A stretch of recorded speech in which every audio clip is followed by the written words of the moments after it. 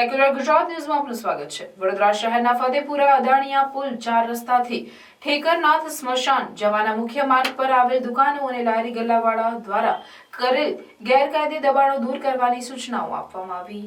ગેરકાયદેસર દબાણો અને કામગીરી બપોરના સુમારે વડોદરા શહેરના વહીવટી વોર્ડ નંબર 6 માં સમાવેશ અધિકારી દ્વારા પોલીસની મદદ લઈ કરવામાં આવી હતી। રિપોર્ટર નઝીર શેખ સાથે આરિફ સૈયદ। વડોદરા મહાનગરપાલિકાના વહીવટી વોર્ડ 6 વિસ્તારમાં આવેલા અદાણીયા પુલથી લઈ અને ઠેકરનાથ સ્મશાન સુધી જે દુકાનદારો દ્વારા ગેરેજવાળા દ્વારા જે રોડ ઉપર દબાણ કરવામાં આવેલા છે એ દૂર કરવાની કામગીરી હાથ ધરવામાં આવેલી છે। આપનું નામ? અલ્પેશ ચૌધરી, જમીન ભાડા ક્લાર્ક, વોર્ડ 2।